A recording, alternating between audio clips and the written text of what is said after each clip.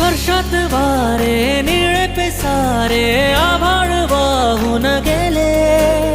तुझ्यात मी अन माझ्यात तू, कसे दोघात जग हे झाले.